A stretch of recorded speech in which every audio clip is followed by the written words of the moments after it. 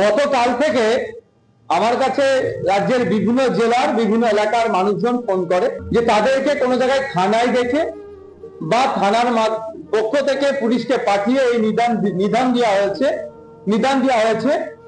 যে মাইক খুলে নিতে হবে। মসজিদ কমিটি বা ধর্মস্থান মন্দির বা যে কোনো জায়গাতে মাইক খুলে নিতে হবে। বিশেষ করে মসজিদে যেগুলো খুলেছে আমার কাছে খবর এসেছে, যেগুলোকে বলেছে। আমরা জানতে চেয়েছি কিন্তু পুলিশের পক্ষ থেকে কোনো রিটেন অর্ডার কপি বা নোটিফিকেশনের কোনো কপি দেয়নি। পুলিশকে জিজ্ঞাসা করা হলে পুলিশ এই ধরনের তাদেরকে এড়িয়ে গেছে যে এই ধরনের কোনো রিটেন কপি নাই, বলা হচ্ছে এটা শুনতে হবে। কিন্তু এটার উপরে হয় না। আমরা দূষণ নিয়ন্ত্রণের পক্ষে বারবার, পলিউশন কন্ট্রোলের পক্ষে আমরা, পলিউশন হোক, সাউন্ড পলিউশন হোক, আমরা কোনোভাবেই চাই না। কিন্তু এটা একবার না একাধিকবার কলকাতা হাইকোর্ট থেকে সুপ্রিম কোর্ট পর্যন্ত মামলা গড়িয়েছে। স্পষ্টভাবে সেখানে গাইড করে দেওয়া হয়েছে যে কোন জায়গায় কত ডেসিবেল সাউন্ড বাজাতে পারে। পশ্চিমবঙ্গের দূষণ পরিষদ বলুন বা যে আইন আছে 2000-এর আইনের পরিপ্রেক্ষিতে 4টে ক্লাস করা আছে, 4টে পার্ট করা আছে: industrial area, commercial area, residential area, silence zone, silence area বা জোন যেটা কি বলুন। যে নিয়ম নির্দেশিকা আছে দিনের জন্য তথা সকাল 6টা থেকে রাত 10টাকে দিন বলা হচ্ছে এই আইনের পরিপ্রেক্ষিতে, রাত 10টা থেকে সকাল 6টাকে বলা হচ্ছে রাত। কত ডেসিবেল বাজানো যাবে নির্দিষ্ট ভাবে করা আছে। তারপরেও প্রশাসনের পক্ষ থেকে একটা অংশ যেভাবে ভয় দেখিয়ে এক প্রকার ধুমকি দিয়ে বন্ধ করানোর চেষ্টা করছে, মাইক খোলার চেষ্টা হচ্ছে ধর্মস্থানগুলো থেকে, এর আমরা পরিপন্থী।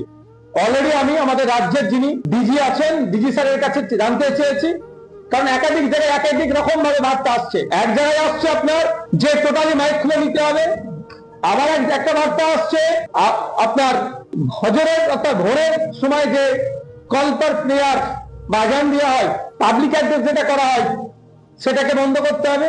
আবার কোনো জায়গায় খবর পাওয়া যাচ্ছে মাইক খুলে দিয়ে নাকি শুধু 10 লাগাতে হবে।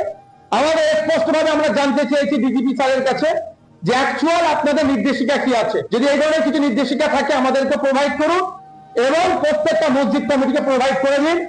মসজিদ কমিটি হোক বা অন্যান্য ধর্মস্থানে যেগুলো আছে, সে মন্দির হোক, গুরুদুয়ার হোক, গির্জা হোক, যারাই সাউন্ড সিস্টেম ইউজ করে, নিশ্চিতভাবে কোনো যদি নির্দেশিকা থাকে নির্দেশিকার মধ্যেই থাকবে, নির্দেশিকার বাইরে যাবে না। তা না করে যেভাবে থানা বা প্রশাসনের মাধ্যমে থ্রেট করা হচ্ছে, ডেকে এক প্রকার থ্রেট করছে, এটা কোনোভাবে মেনে নেওয়া যায় না।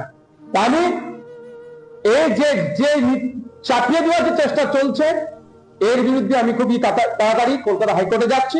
কারণ অলরেডি এইটা নিয়ে মামলা হয়েছিল, অর্ডার আছে, তারপরে এই ধরনের বিশৃঙ্খলা তৈরি করার চেষ্টা হচ্ছে কেন?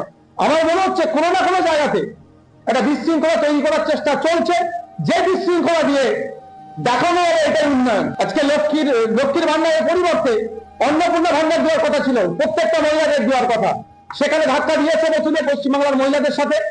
আর এই মাসে অন্নপূর্ণার যোজনার যে প্রকল্পের টাকা এখনো পর্যন্ত পৌঁছাতে পারেনি। শুধু তাই নয়, দিল্লির মতো পেট্রোল ডিজেলের দাম হওয়ার কথা বলেছিল, 450 টাকায় গ্যাস পাওয়ার কথা বলেছিল, 200 ইউনিট বিদ্যুৎ ফ্রির কথা বলেছিল, যে কোনো প্রমিস করেছিল, ম্যাক্সিমামটা ফেল করছে। ফলে জনমানুষের যে ক্ষোভের সঞ্চয় হয়েছে, ক্ষোভের সৃষ্টি হয়েছে, আমার মনে হয় কোনো না কোনো তখন তাসনিমাকে ডেকে নিয়ে এসে ক্ষোভটাকে প্রশমিত করার চেষ্টা করেছিল। সমগ্র মুসলিম সমাজের মানুষ তাসনিমাকে পাত্তাই দেয়নি, সেটা ওষুধটা হয়তো কাজ হয়নি। তাহলে আমার মনে হচ্ছে নতুন করে একটা বিশৃঙ্খলা তৈরি করার জন্য অপচেষ্টা চলছে। শুধু তাই নয়, আর্টিকেল 14, 19, 21, 25 থেকে 28 সরাসরি ভায়োলেশন হচ্ছে, এটা চাপিয়ে দেওয়ার জন্য।